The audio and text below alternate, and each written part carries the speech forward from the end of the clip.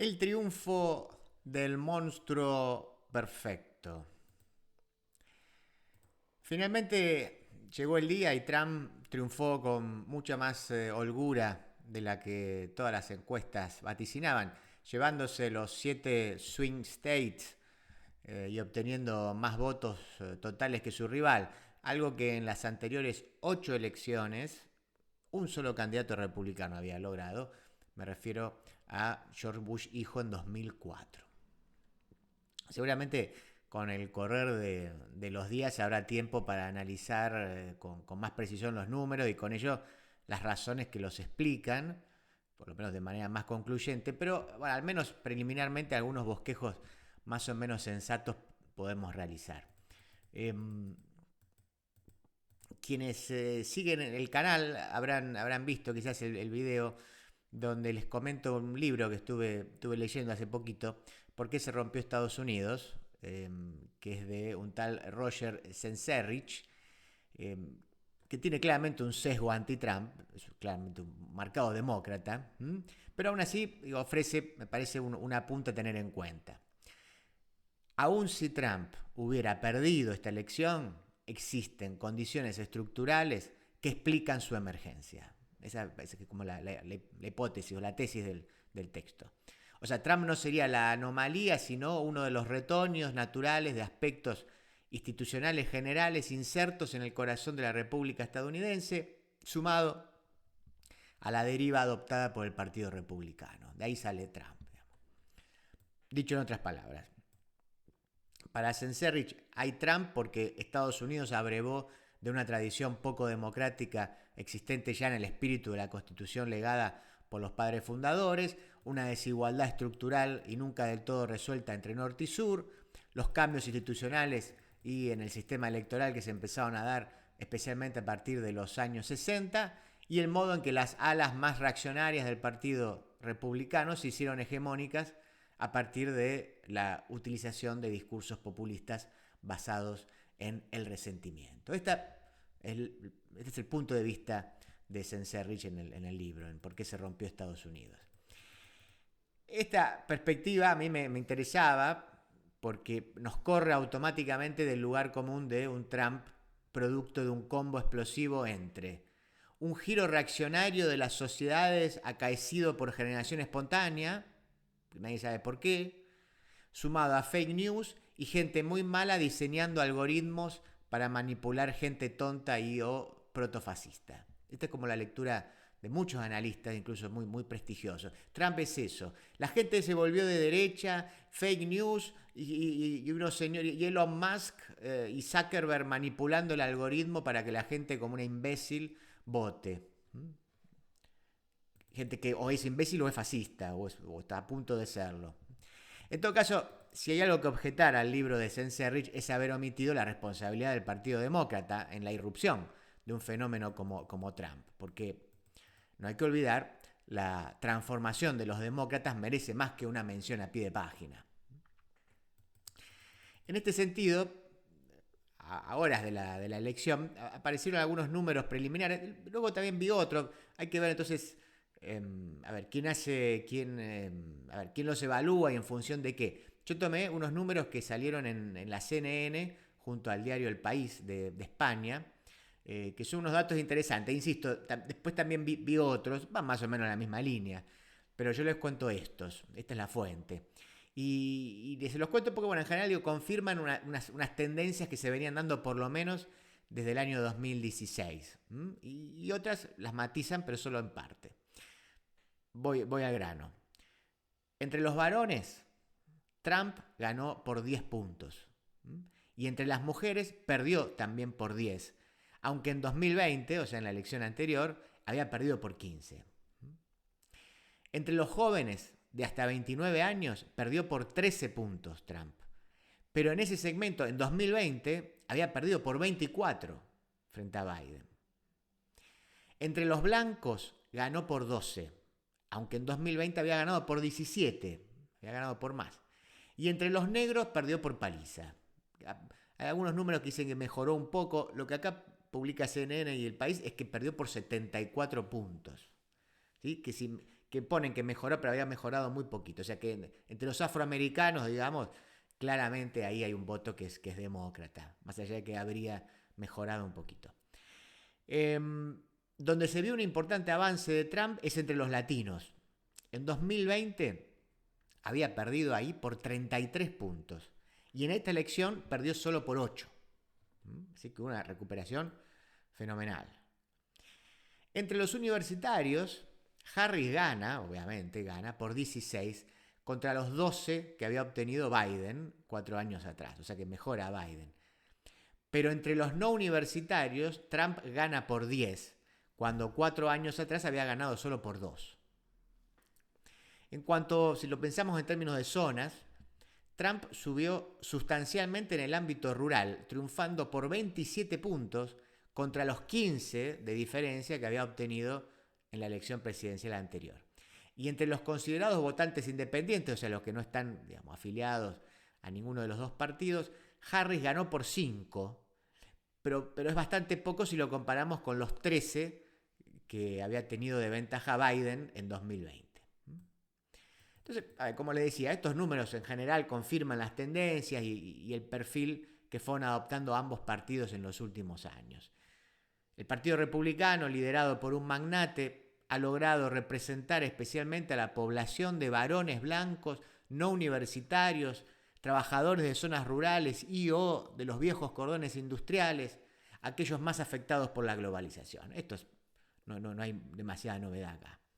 Y del otro lado, tampoco hay novedad. O sea, las grandes ciudades progresistas, especialmente de las costas, y con ello los beneficiarios de las políticas identitarias, especialmente mujeres universitarias y afroamericanos. Todo esto, por supuesto, a grandes rasgos. Ustedes bien habrán visto que, salvo el caso de los afroamericanos, tampoco es que son números aplastantes, ¿no? El 90% de los varones votan y el 90% de las mujeres lo votan en contra. No se dan esos números. Claramente hay diferencias, pero no de ese tenor. Ahora, si esto ya supone desde algunos años poner todo pata para arriba, es decir, que el Partido Republicano sea el que representa a los trabajadores, el abrazo a la lógica populista que encarna Trump lo ha enfrentado además a lo que se conoce como el poder real, el deep state, ¿no? Los poderes fácticos, no sé, como quieran ustedes llamarlo, de Estados Unidos, las grandes corporaciones también y las usinas de hegemonía cultural, esto es, los grandes medios y las universidades. Justo leía un artículo de José Carlos Rodríguez en The Objective, que es un medio español, y que ahí decía que el 78% de las noticias acerca de Harris en los medios tenían un tono positivo, en general eran elogiosas, mientras que el 85% de las noticias sobre Trump tenían el tono contrario, 78 positivas para Harris, 85 en contra para Trump. Esto, por supuesto, ya había pasado también en las elecciones anteriores, donde cuando se estilaba que lo que los medios decían a quién iban a apoyar, era pero abrumadora la ventaja a favor de los demócratas. Ahora, en este caso de los medios, el fenómeno es curioso, porque van a la universidad, lo primero que les enseñan es la palabra subjetividad, y luego les indican que toda reflexión sobre lo real se hace desde una determinada perspectiva. Sin embargo, luego, ingenuamente, creen que su microclima es representativo de la realidad. Pasó con toda la industria cultural, con Hollywood a la cabeza, y pasó con los medios. Por cierto, tienen todo su derecho a tomar partido y a hacer campaña por quien quieran. Lo que no pueden es hacerlo y al mismo tiempo presentarse como neutrales. Esta fue una discusión que se dio en Argentina durante mucho tiempo también. Usted apoya a quien quiera, incluso haga operaciones por quien quiera, pero no me venda que es neutral también. Bueno, no, las dos cosas no, hay que elegir una, ¿sí? Bueno, pero algo curioso es que también sucede con las audiencias eso, ¿eh? O sea, no solo con quien emite, también con las audiencias.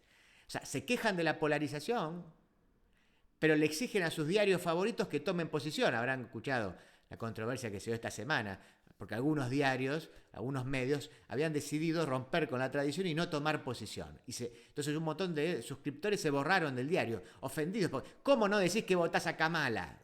¿Sí?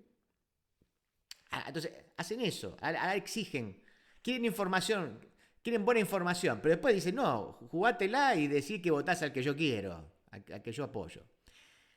Ahora, a su vez esas mismas audiencias luego denuncian, con razón, por supuesto que tienen razón, a los forajidos que tomaron el Capitolio hace unos años, ¿sí? Hace 4 años, pero callan sobre las políticas identitarias y de ingeniería social que hicieron mucho más daño a la convivencia democrática que ese lamentable suceso. Digo, me refiero al lamentable suceso de la toma del Capitolio. Y bueno, hablando de microclimas, una mención para las burbujas en las que se desenvolvieron muchas encuestadoras y analistas. Si bien fue menos vergonzoso que lo ocurrido en 2016, volvieron a equivocarse. Y cuando el error siempre se repite para el mismo lado, o supone un sesgo inobservado, o es lisa y llanamente manipulación. Bueno, se lo hacen adrede. En cualquier caso es grave y el recorrido ya lo sabemos. A ver, inflaron los números de Kamala Harris instalando una remontada épica, ¿se acuerdan? Cuando se baja Biden, de repente aparece Kamala y dio vuelta a la elección, hasta varios puntos arriba de Trump. ¿Sí? Luego, esto no era así, cuando fue llegando hacia el final de la elección, empezaron a decir que había un empate técnico, ¿sí? Que es también una manera elegante de convocar al electorado a que vaya a votar, diciendo, mirá que estamos cabeza a cabeza y si no vas a votar, perdemos. Bueno, es un clásico, se la besé, ¿no? Bueno, pero ¿qué pasa? Claro, después, ante el resultado adverso, la excusa de siempre. El voto del candidato que no nos gusta da vergüenza y la gente no lo menciona en las encuestas. Por eso las encuestas no lo toman, te dicen. Y todo cierra. Nosotros no nos equivocamos y el voto del otro, ese que no nos gusta, es tan repugnante que sus votantes no se atreven a expresarlo en público. Es por eso. No es porque estamos operando o porque metodológicamente somos un desastre. Llega entonces el momento en el que las vanguardias esclarecidas del progresismo, dado que no se animan fácilmente a afirmar que el pueblo se equivoca, indican que el pueblo fue manipulado. Fake news, algoritmos, Elon Musk y los hechos alternativos, ¿se acordarán? Esa frase increíble. Hechos alternativos que, hay que decirlo, fueron alguna vez reivindicados por la administración de Trump, pero todo eso se une en el combo exculpatorio perfecto para los demócratas. No, es Elon Musk, es el poder, es el fascismo, es los algoritmos, fake news, Zuckerberg, todos esos, perdimos por eso. Y por supuesto que la derecha se pelea con la realidad cuando abraza un sinfín de delirios conspiranoicos, la lista es fenomenal. Pero la izquierda no se queda atrás cuando ha fracturado la sociedad con una divisoria artificial y cuando incluye en el centro del debate público a nivel mundial materias reñidas no solo con los valores occidentales, sino, porque eso tampoco sería demasiado importante, pero lo más importante es que lo que hace es que va contra toda verdad científica que no se ajuste a la ideología del neopuritanismo disciplinador. La negación de la realidad que impulsa el progresismo se observa también en las respuestas a este tipo de derrotas. A este tipo de derrotas me refiero a la de Trump, la de Milei, etcétera, la que pudo ser Bolsonaro en su momento. ¿Sí? Son siempre variadas las respuestas, pero nunca adecuadas. A veces el argumento es, faltó explicar mejor. Faltó explicar mejor. Es decir, es un problema de comunicación, de la forma en que se transmiten contenidos y valores que en caso de no haber interferencias, o sea, de no haber fallas en la comunicación, convencerían a toda la ciudadanía. O sea, estamos en la verdad y ustedes están equivocados. Solo nos falta explicarlo mejor para que la gente que es idiota lo entienda. En otros casos, otro ensayo de presunta autocrítica amaga con revisar los fundamentos, pero solo confirma los sesgos para radicalizarse. Y esto lo he visto en las últimas horas de una manera atroz. Así, si Trump gana, no es porque las políticas progresistas en nombre del bien le jodieron la vida a un montón de gente inocente que de repente es acusada como mínimo de poseer privilegios de los que carece, sino porque esas políticas no fueron lo suficientemente radicales. ¿Sí? O sea, no gana. Entonces Trump gana no por porque le jodieron la vida a un montón de gente. No, no, no, no, no, no. Es porque no radicalizamos lo suficientemente esas políticas que le jodieron la vida a un montón de gente. Entonces, en vez de frenar, reflexionar y observar por qué en todo el mundo está sucediendo que hay una reacción por derecha, en particular de varones, trabajadores, blancos y heterosexuales, pero también de mujeres que incluso alguna vez pudieron abrazar ideas progresistas, incluso podríamos decir hasta en Estados Unidos, de latinos, de inmigrantes, hay un montón, cada vez son más, ¿sí? En vez de preguntarse por qué está pasando eso, la conclusión es que hay que profundizar. Es no nos equivocamos en lo hecho, nos equivocamos en no haber hecho más de ello. O sea, radicalizar siempre, y si es posible, con apoyo económico del Estado o de alguna ONG. Pero claro, el polarizador es el otro. E insisto, a la izquierda tampoco le importa la realidad, solo agitar el fantasma del monstruo. Nadie sabe cómo pueden desarrollarse los hechos o si Trump enloquece y deviene un líder fascista. Pero lo cierto es que entre 2016 y 2020, que fue cuando gobernó, no pasó eso. No devino un líder fascista. El líder fascista ese que decían que iba a venir. No pasó eso. Y vuelvo a decir, quizás pasa ahora, pero eso no pasó. ¿Sí? Es decir, hay un antecedente y todas las distopías de progresismo de espacios seguros no se cumplieron. Habrá sido un mal gobierno o un buen gobierno, con características particulares que nos pueden gustar más o menos, pero lo hizo dentro de las instituciones. Incluso fue juzgado y condenado en medio de la carrera presidencial y también se lo implicó en los desafortunados episodios del Capitolio donde su responsabilidad directa, diríamos que es por lo menos discutible.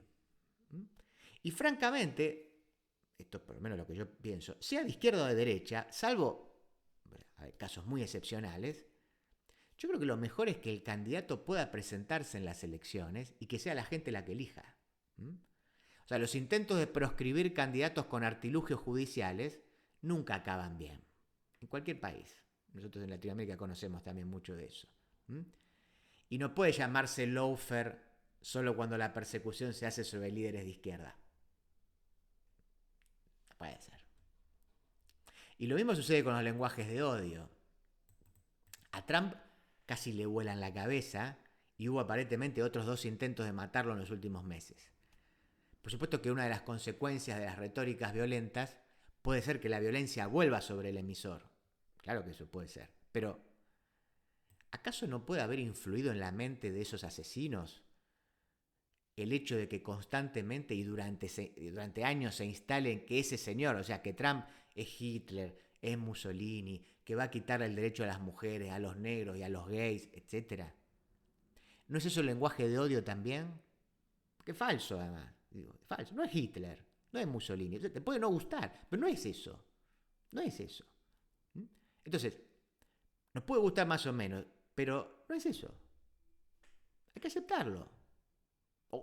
O si no, hablamos por fuera de la realidad y entonces decimos lo que nosotros queremos que sea. O lo que nosotros queremos que vos creas que es. Pero no es. No es.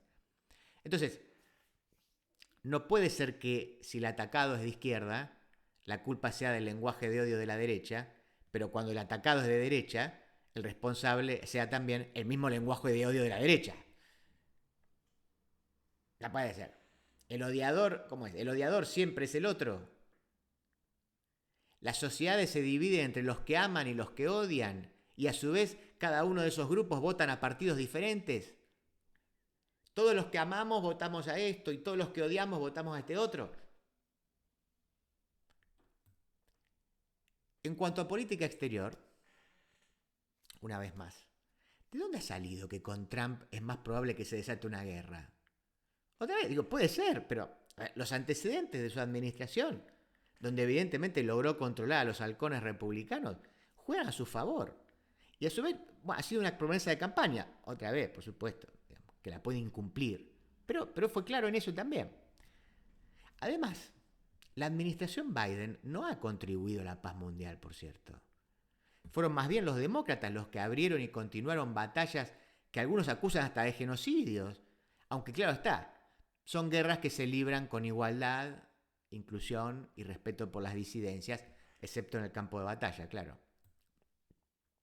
En todo caso, lo que preocupa a cierto establishment es el repliegue de Trump, tanto en lo que respecta a su proteccionismo en el plano económico, como en lo que refiere a una política internacional no atlantista, ¿sí? No atlantista, que dé un vuelco tanto en Ucrania como en el conflicto en Oriente Medio, donde Biden y Europa han demostrado incapacidad y complicidad en la extensión de unas guerras que pueden escalar de manera dramática en cualquier momento. Para finalizar, el progresismo tiene un motivo para celebrar, no son todas pálidas para el progresismo. Y por las mismas razones que el progresismo inconscientemente celebró la llegada de Milei en Argentina. ¿Por qué? Porque ahora tiene enfrente al mal encarnado, el mal absoluto contra el cual podrá ejercer el rol de víctima esencial y abrazar la indignación diaria cuando tenga la razón y cuando no la tenga también. Porque a veces la va a tener la razón, claro, pero hay otras veces que no las tiene. Pusieron una mujer no blanca a disputarle la presidencia a la máxima expresión del monstruo, el monstruo perfecto, aquel que condensa todo lo que hay que combatir, un hombre rico, vulgar, populista, al que acusan de misógino y homofóbico. Lo enfrentaron con la máxima expresión de la política identitaria del Partido Demócrata. Apoyada por el establishment, no importaba qué hiciera Kamala ni cómo fue designada. Importaba lo que era, no lo que hacía, importaba lo que era. O sea, importaba que fuera una mujer no blanca que en tanto tal debía ser buena porque era de las nuestras. Y perdió. Y perdió contra el candidato contra el cual no se podía perder. Si les sirviera de lección para revisar políticas de cara al futuro, tendríamos mejores gobernantes, tanto de un partido como de otro. A la luz de la historia reciente y de las primeras reacciones después de la elección, no parece que sea el caso.